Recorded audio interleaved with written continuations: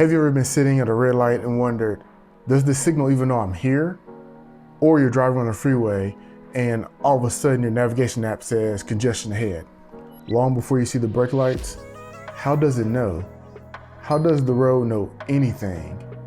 Well, believe it or not, there's an entire universe of technology constantly watching, sensing, measuring, and predicting traffic. Not just at intersections, but across highways, ramps, toll roads, and major corridors. Most of it sits quietly in the background, never noticed unless it breaks. That's why today, we're pulling back the curtain on vehicle detection, the invisible nervous system of our transportation network.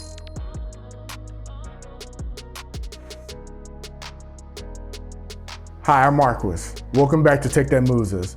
On this channel, we explore the hidden tech shaping how cities, people, and vehicles move. Today, let's explore how the roads see. Let's start with the OG, the original detector, induction loops. So if you've ever noticed those rectangular or circular cuts in the pavement, well, those aren't random scars from construction. Those are loops of wires embedded in the road. Now, how does it work? Electricity flows through a wire, and when the vehicle rolls over the area, the magnetic field changes. That's how the signal knows you're there. It's simple, it's reliable, and honestly, it's just brilliant. You can find loops at more places than just the intersection. On freeways, they can detect speed, volume, density, and even detect a sudden change in the traffic, which may indicate a crash. All those traffic maps you see online, you know, the ones when they start turning red when it sees traffic, sometimes that data is fed from inductive loop systems. The downside is loops live in pavement, and sometimes that pavement gets damaged due to cracks, floods, snow plows, gets repaved, takes a beating. So when loops fail, they don't fail gracefully. Inductive loops show up in more places than most people realize. You'll find them at signalized intersections, freeways, ramp meters, toll plazas, weigh and motion facilities, railroad grade crossings, parking garages, gated communities, access control at gates, car wash lanes, drive-throughs.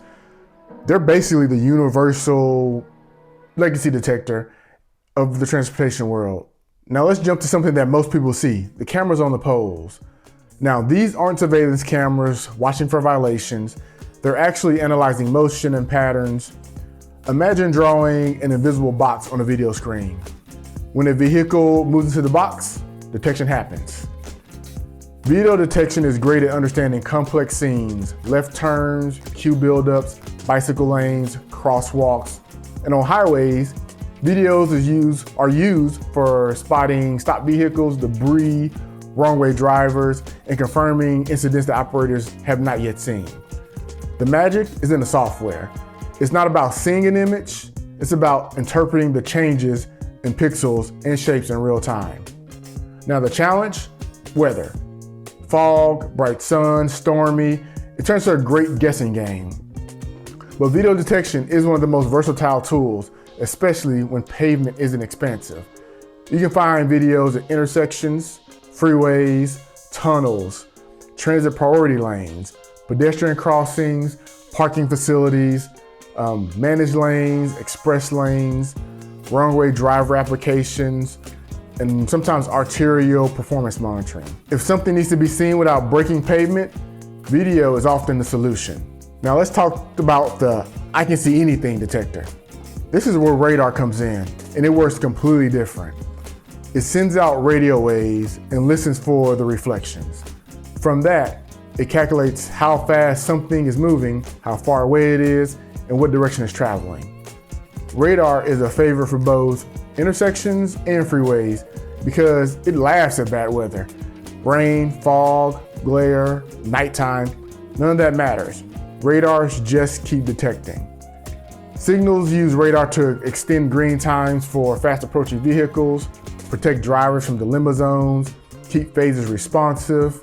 Freeways use it for speed monitoring, congestion detection, and feeding data into real-time traffic systems. If video detection is like your eyes, radar is like echolocation. It builds a picture from the sound waves instead of light. Radar dominates in places where reliability and all conditions is critical. such as high-speed intersections, freeways, ramp meters, queue warning systems, wrong-way detection on highways, dynamic message sign systems, weather-impacted regions, and rural intersections with limited visibility. Radar is loved because it works whether you can see it or not. The next one, now we're getting a little bit more futuristic, and we're getting to the LiDAR space, which is bringing 3D vision to the roadway. LiDAR sensors shoot out thousands of laser pulses every second, creating this 3D point cloud. Basically a living, breathing, digital sculpture of everything at the intersection or freeway corridor. LiDAR can track pedestrians, cyclists, turning vehicles, scooters, and even near-miss conflicts with incredible precision. It's like giving an intersection depth perception and awareness. Now, on freeways, LiDAR can detect stopped vehicles faster than traditional systems.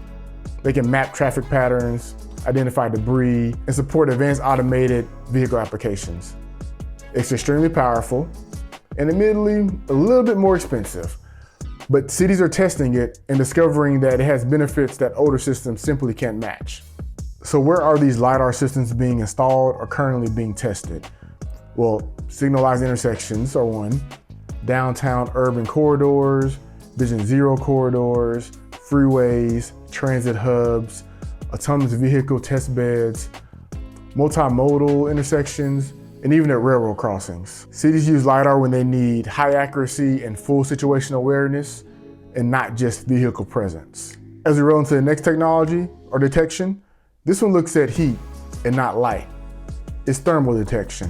Instead of seeing a windshield or a license plate, it sees a glowing outline of a warm engine or a pair of tires or a heat signature of a person crossing the street. This makes thermal an excellent night or low visibility option where traditional cameras may struggle. Some agencies even use thermal detection to catch wrong-way drivers because the headlights and reflections don't confuse the system. Thermal is not as common as video radar, but it does shine in certain tough situations, such as intersections at nighttime, freeways prone to fog, wrong-way driver detection, tunnels and underpasses, remote locations with minimal street lighting, pedestrian detection at nighttime, and even at border checkpoints, which is not really transportation technology or ITS related, but it does do well there. Next on our list are little pucks that act like inductive loops, and we call them Magnetometers or Magnetometers. It depends on your preference.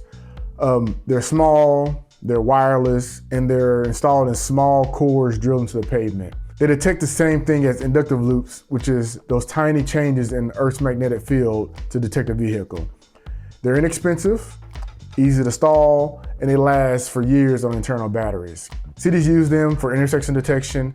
Highways can use them for vehicle counts, classification, speed checks, and ramp metering. Think of them as the modern, low-maintenance inductive loop. And as I mentioned, they can be installed in several locations, such as intersections, arterial corridors, freeway ramps, parking structures, trucking freight corridors, temporary work zones, and environmental zones. They're extremely popular because they're quick to deploy and they are very low maintenance. We have all these detectors, but what happens when something fails or something goes wrong? Well, these systems can stay functional even when the detection goes offline. Detection devices are constantly sending a heartbeat or a pulse letting them know we're still alive, we're still active. But once it goes silent, the system automatically adapts. So for example, at intersections, the signal shifts to a simplified timing plan, usually a time of day phasing, and it gives more predictable and stable timings. Major roads get priority, adaptive features pauses, but everything still continues to run smoothly. On highways, detection failures trigger backup logic. Travel time calculations switch to an average or alternative sensors. Incident detection becomes more conservative. Ramp meters shift to fallback timing strategies. Nothing collapses, nothing shuts down. The system simply becomes more basic until the issue is repaired. Every failure is logged, engineers get notified, and maintenance follows. It's a resilient design, not a fragile one. Like with all technologies, things evolve. And so that's when we think about the future of detection. and where everything gets really interesting. The detectors of tomorrow won't just sit on poles or in pavement. Increasingly, our vehicles are becoming detectors. So, as you may know, cars today, they already measure several things like traction loss, sudden braking, stability control events, wiper activation, even the fog sensors. All these valuable clues of real-world conditions. And now through V2S communication, that data can be shared with roadways. A signal will know a slippery intersection before cars start spinning out. Highways will know a lane to stop before camera operators see it. Greenways on roads will form platoons of vehicles or vehicles traveling together. Pedestrian safety systems will adjust timings in real time. Combine that with AI that learns patterns, digital twins that simulate live traffic, multi-sensor fusion that blends radar, LiDAR, video, and thermal into just one detection model. And we're heading towards a transportation network that doesn't just measure traffic, but it understands it. So as I bring this to a close, whether you're waiting at a quiet neighborhood intersection or driving on an 8-lane freeway surrounded by thousands of your friends, vehicle detection is quietly working behind the scenes to make everything safer, smoother, and smarter. Loops, cameras, radar, LiDAR, thermal sensors, magnetometers, these tools are constantly watching, sensing, and reacting to what's happening on the road. Most people will never notice them, but you will now. And without them, transportation simply wouldn't work. And with that, I'm Marquis. This is Tech That Moves Us. And now that you know how detection works, I want to hear from you. Which system surprised you the most? And also while you're at it, take a look at some of my other videos that discuss ITS or the dynamic measure signs. Drop a comment below, hit that like button, subscribe, and I'll catch you on the next one.